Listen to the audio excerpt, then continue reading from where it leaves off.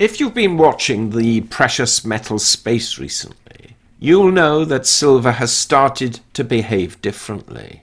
It's no longer just ticking along behind gold. It's responding to pressures that have been building quietly for years. Now today, I'm taking a calm and measured look at why silver matters more than ever in 2026, and why this cycle is being shaped by forces far deeper than simple sentiment. Welcome back to Money and Power. One of the biggest reasons silver is becoming strategically important is the industrial demand surge. This is not speculation. It's structural and it's not slowing down.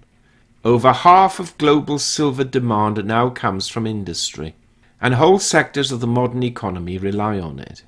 Solar power, electric vehicles, semiconductors, 5G networks, medical technology, and even the fast-growing AI hardware sector all depend on silver because of its unmatched electrical conductivity.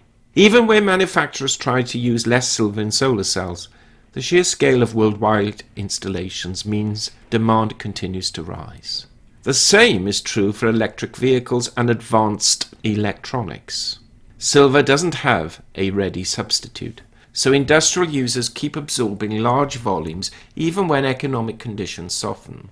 That creates a steady consumption floor, which is a major shift compared with earlier decades. Against this rising demand, supply simply isn't keeping up. The global silver market has now been in a multi-year structural deficit, where annual demand has consistently exceeded mine production and recycling. Above-ground inventories in key physical markets have been drawn down year after year. A big part of this is that most silver isn't mined on purpose. It's produced as a byproduct of mining for copper, lead, zinc, and other base metals. That makes it extremely difficult for the industry to increase supply quickly. Even if silver prices rise, miners can't simply turn up production unless the economics of the primary metal also justify it. This creates a natural bottleneck. So we have steady and growing demand on one side and restricted, slow-moving supply on the other. That is the foundation of the long-term silver story going into 2026. Alongside the supply and demand picture, the macroeconomic backdrop is becoming more supportive. Silver is not only an industrial metal, it is also a monetary metal, and it tends to respond when global debt rises, growth slows, and confidence in currency purchasing power weakens. Many analysts expect softer economic conditions into 2026, with central banks under increasing pressure to lower rates. Lower interest rates and a softer US dollar have historically been positive for precious metals, including silver. We're also living through a period of geopolitical tension, inflation uncertainty, and extremely high national debt levels. When those wider risks combine, investors naturally begin looking for assets with real, tangible value. Silver often benefits from that process. The gold to silver ratio has also remained elevated for long periods. A high ratio does not guarantee anything, but it often signals that silver may be undervalued relative to gold. In previous cycles, silver has tended to outperform when the ratio eventually moves back towards its long-term average. Analysts who cover the silver market generally agree that the fundamentals look stronger than they've been for many years, although forecasts vary widely because silver is naturally volatile.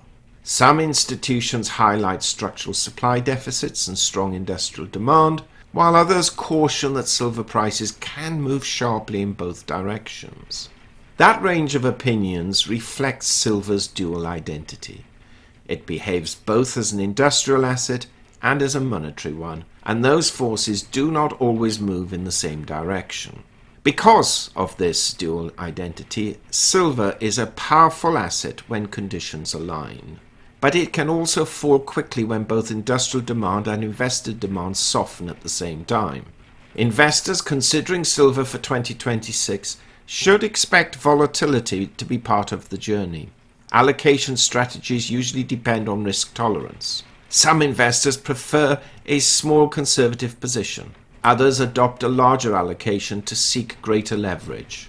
There are also different ways to invest, from physical bullion to exchange-traded products to mining equities, each with their own advantages and risks. But taken together, the picture going into 2026 is becoming clearer. Industrial demand remains strong and is likely to grow. Supply remains constrained and cannot easily expand. Above-ground inventories have been tightening, and the wider economic and geopolitical environment increasingly favors hard assets. None of this, of course, guarantees dramatic price movements, but the underlying forces shaping the silver market today are deeper and more structural than anything we've seen for a long time. That is why silver's role, both as a functional metal and as a hedge, is becoming more significant. Thank you for watching, and I hope you found this overview useful. If you enjoy calm, level-headed analysis of gold, silver, and the global economic landscape, please consider liking the video, leaving a comment, and subscribing to the channel. And as always, stay informed, stay balanced, and stay prepared.